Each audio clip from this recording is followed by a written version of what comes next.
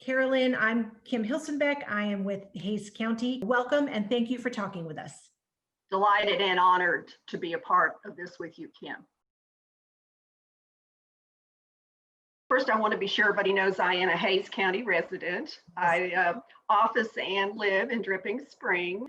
My family, and we're generational farmers and ranchers from Gillespie County, having been there since 1846. That, deep connection to the soil and the dirt and the animals and the rivers and the creeks led me to a career at Texas Parks and Wildlife Department. And I was there 30 years. And then my last years there, I had an opportunity to serve in the land conservation program and help create the Texas Land Trust Council, which works with the nonprofit land trust organizations. When I first educated myself and got educated about conservation easements here in Texas and created the program at Texas Parks and Wildlife, there were 300,000 acres in Texas with permanent protection through the use of a conservation easement. Today, there's over 1.7 million acres.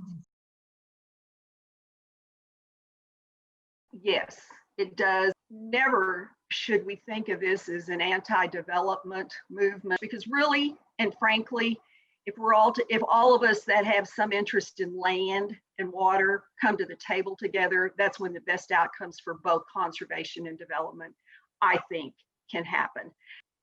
As I think we're all aware, concrete, rooftops, asphalt, pipelines, utility corridors, all of those things that are inherent in development, subdividing, all have an impact. And obviously those impacts, flood management, the more concrete, the more floods, one equals the other. And certainly Hays County has lived through some significant disasters such as that. So, it is an environmental question. It's also a question of what do we want it to be 100 years from now? Are there going to be any trees left? Is it all going to be asphalt? So the environmental impacts are real. Can they be mitigated? Yes, which is a real opportunity for marrying and merging all of these different concerns that we have.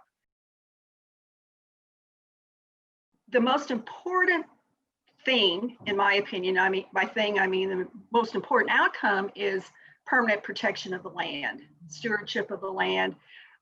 Conservation easements are a method, they're a tool. And the main driver is the willing landowner. The willing landowner now sees they have an option besides development. And I want to use one example. This is one that I was very close to as an example of why this is important. 87 acres on Cypress Creek, right below Jacob's Well, called Eagle Rock. And the landowner determined, and she was a naturalist, she loved the outdoors, she determined that what she wanted to do with that last 87 acres of their family ranch was to protect it permanently with a conservation easement. Mm-hmm. Now, it's a myth out there that conservation easement automatically means public access. That's not true. That's the landowner's decision.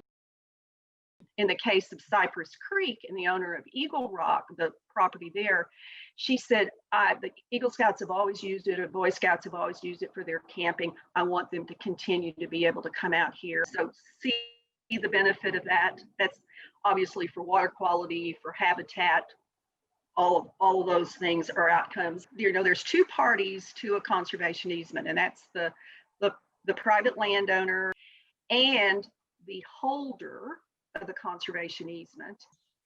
And think of the benefit to the critters. Think of the benefit to water. Think of the opportunity for public access on those where the landowner opens public trails. Think of those benefits. And often with another aspect of this is sometimes there's monies available from these partners, organizations, partner government entities, NRCS, U.S. Department of Agriculture and such. Often there's monies available. There's a little bit of that here in Texas to help a landowner by actually buying their development rights. It's called a purchase of development rights. And throughout the United States, where most of those dollars come from is local bond packages at the county or the city level. And so, yeah, um, everybody's out there, thinking about how do we help the landowner use this tool to actually do a public good.